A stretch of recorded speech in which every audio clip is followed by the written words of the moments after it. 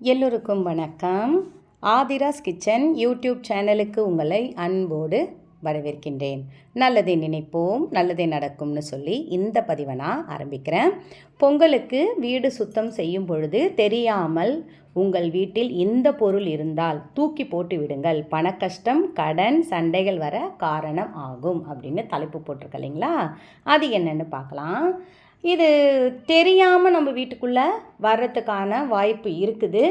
இல்லை நம்ம பிள்ளைங்க எதனாவது வாங்கி வீட்டில் வச்சுருப்பாங்க, நமக்கே தெரியாத அவங்க வீட்டுக்குள்ளே இருந்திருக்கோம்.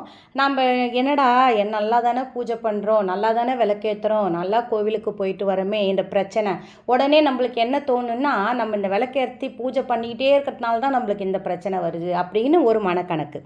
இல்லை கோவிலுக்கு போயிட்டு வந்தால் எங்கள் வீட்டில் சண்டை வருது, பூஜை புனஸ்காரங்கள் பண்ணால் எங்கள் வீட்டில் சண்டை வருது அப்படின்றது ஒரு பிரச்சனை.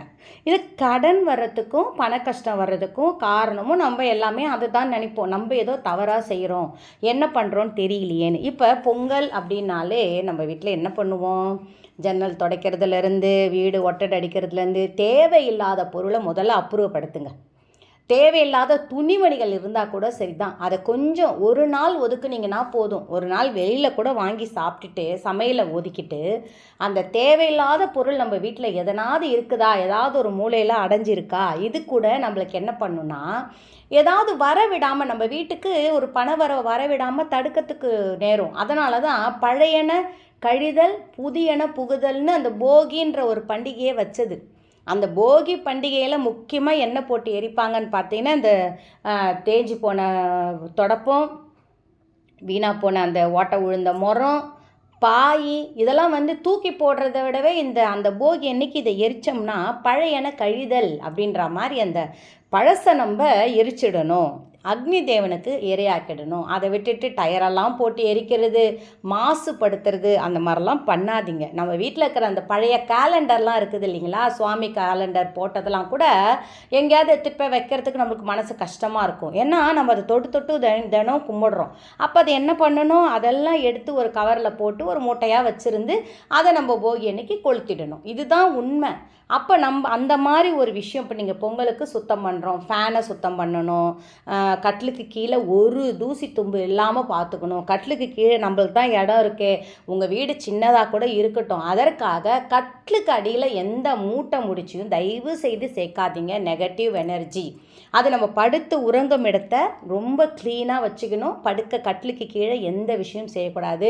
உங்களுக்கு இடமே இல்லைம்மா, அதை தாம்மா எங்களுக்கு இடம் அப்படின்றவங்க ரொம்ப அழகாக அதை அட்டைப்பெட்டி வாங்கிட்டு அந்த அட்டைப்பெட்டியில் போட்டு க்ளோஸ் பண்ணி நல்லா ஒட்டிட்டு அந்த செலோ டேப்புன்னு சொல்லுவோம் இல்லைங்களா, அதை போட்டு ஒட்டிட்டு அரேஞ்ச் பண்ணுங்கள். அது வேறு வழி இல்லைன்னும் போது அதை செஞ்சாகணும். வேறு வழி இருக்குதுன்னும் போது கட்டிலுக்கீழே வச்சு எந்த பொருளையுமே பயன்படுத்தாதீங்க. சரி, இது என்னம்மா, எந்த பொருள், இதை நான் முக்கியமாக இந்த பொருள் எங்கள் வீட்டில் இருந்துச்சு தான், நீங்கள் சொல்கிறது கரெக்டு தான், நம்ம பார்ப்போம்.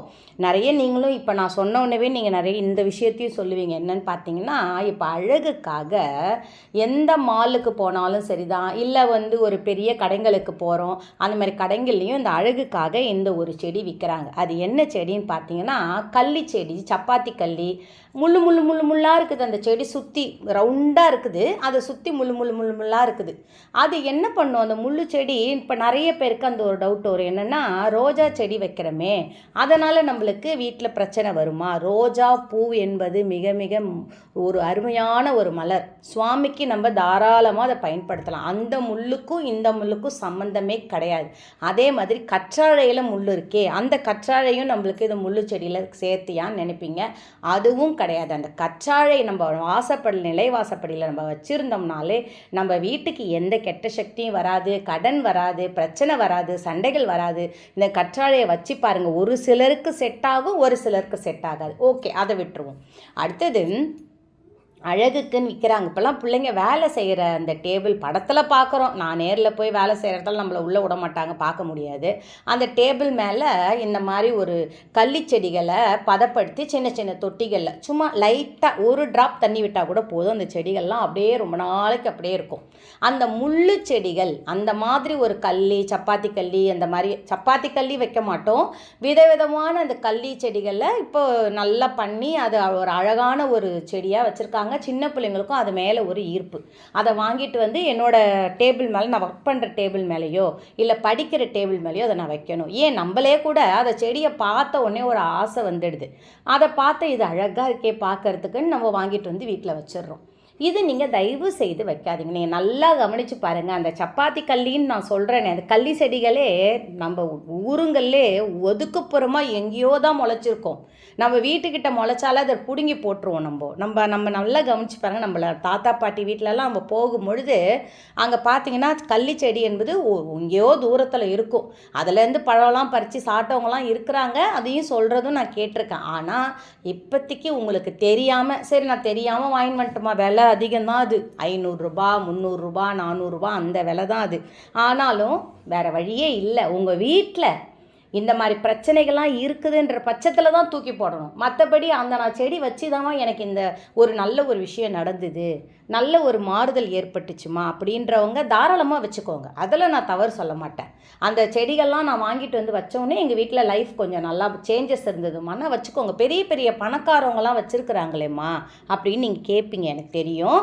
இருந்தாலும் அவங்களுக்கு அது செட் ஆகுது. நான் சொன்னேன் இல்லைங்களா, இப்போ சொல்ல வந்த பார்த்தீங்களா, உங்களுக்கு அது செட் ஆகுச்சுன்னா வச்சுக்கோங்க. அப்படி சப்போஸ் அதை வச்சு நான் வந்து டேபிளில் வச்சுருந்தேன், பெட்ரூமில் வச்சுருக்கிறேன் அப்படின்றவங்கலாம் தயவு செய்து அதை முதல்ல தூக்கி போடுங்க. அது நம்மளுக்கு வேண்டாம். அது வந்து தான் ஒரு சில பொருள் நானால் நினைப்பேங்க, ஏதாவது ஒரு பொருள் இது வந்ததுலேருந்து தான் இதை மாதிரி பிரச்சனையாக இருக்கோ, இதனால தான் இது வாங்கிட்டு வந்து புதுசாக வச்சோமே, இது ஒருத்தவங்க கொடுத்தாங்களே, இதனால தான் நம்மளுக்கு ஏதோ உடம்புக்கு வந்துக்கிட்டே இருக்கோ அப்படிலாம் நான் நினைப்பேன். அதனால் உங்களுக்கு அதை நான் புகுத்தணும்னு நினைக்க மாட்டேன். ஒரு எனக்கு தெரிஞ்சு ஒருத்தவங்க அதை யூஸ் பண்ணுறாங்கன்னா தேவையில்லை. உங்களுக்கு அது ஓகே, எனக்கு அது ஓகே தாம்மா, எனக்கு நல்லதாம்மா இருக்குன்னா தாராளமாக வச்சுக்கோங்க. அழகுக்கு அழகழகாக குட்டி குட்டியாக ஸ்டாண்டு கிடைக்கிது. இப்போல்லாம் குட்டி குட்டியாக இந்த இதில் ஸ்டாண்டு அடித்து அது மேலே பூ வைக்கிறதுக்கு, ஜாடி வைக்கிறதுக்கெலாம் அழகழகாக இப்போ கிடைக்கிது. அழகுபடுத்தியிருக்கிறீங்க நீங்கள் வீட்டைன்னா உங்களுக்கு ஓகேன்னா தாராளமாக வச்சுக்கோங்க. ஆனால் உங்களுக்கு அது வந்ததுலேருந்து நீங்கள் யோசிப்பீங்க. இப்போ இந்த வீடியோவை பார்த்த உடனே கேட்ட உடனே என்ன நினைப்பீங்கன்னா, ஆமாம்ல இது வந்ததுலேருந்து தான் நம்ம வீட்டில் பிரச்சனை இருக்குது, இது வந்ததுலேருந்து தான் ப்ராப்ளம் வருது இல்லை அப்படின்னு சொல்லிவிட்டு அதை தூக்கி போட்டுருங்க. நல்லதெல்லாம் இனிமேல் நடப்பதெல்லாம் நன்மையாகவே இருக்கும் உங்களுக்கு. பொங்கலை பற்றி உங்களுக்கு நிறைய வீடியோ இப்போ நான் போடுறேன். இப்போ பொங்கல் அன்னைக்கு என்ன போட்டு வச்சா நம்மளுக்கு நல்லது அப்படின்ற மாதிரிலாம் நான் உங்களுக்கு வீடியோ போடுறேன். பொங்கல்லேருந்து நம்ம ஒரு ஜனவரி மாதம் வந்து நம்ம ஒரு இது எடுத்துப்போம் இல்லைங்களா, அந்த மாதிரி பொங்கல் அன்னைக்கு நம்மளுக்கு எப்போவுமே தை பிறந்தா வழி பிறக்கும் அப்படின்ற மாதிரி நம்மளுடைய நம்ம வீடு குடும்பம் செல்வ செழிப்போடு நல்லா இருக்கணும்னு வேண்டிக்கிட்டு, நம்மளுக்கு குடும்பம் எல்லாருமே நல்லா இருக்கணும்னு வேண்டிக்கிட்டு இந்த பதிவை நான் நிறைவு செய்கிறேன். முடிஞ்ச அளவுக்கு அந்த மாதிரி தேவையில்லாத கிழிஞ்ச பாயை யூஸ் பண்ணாதீங்க. தொடப்போ தேய பெருக்காதீங்க. தேஞ்சிடுச்சா தூக்கி போட்டு இந்த போகியில் கொளுத்திடுங்க. அப்படி எங்களுக்கு கொளுத்துறதுக்கெலாம் வசதி இல்லைம்மா, நான் வந்து அப்பார்ட்மெண்ட்டில் இருக்கிறேம்மானா பொதுவாக ஒரு இடம் அதுக்குன்னு வைப்பாங்க, நிச்சயமாக வச்சுருப்பாங்க. அந்த இடத்துல கொண்டு போய் சேர்த்து வச்சுருந்து அந்த இடத்துல கொண்டு போய் அந்த நெருப்புக்கு, அக்னி தேவனுக்கு இரையாக்கிடுங்க. ரொம்ப ரொம்ப நல்லதே நடக்கும். வெற்றி நிச்சயம். வாழ்க வளத்துடன் சொல்லி இந்த பதிவை நான் நிறைவு செய்கிறேன். இன்னொரு பதிவோடு உங்களை நான் மீட் பண்ணுறேன்.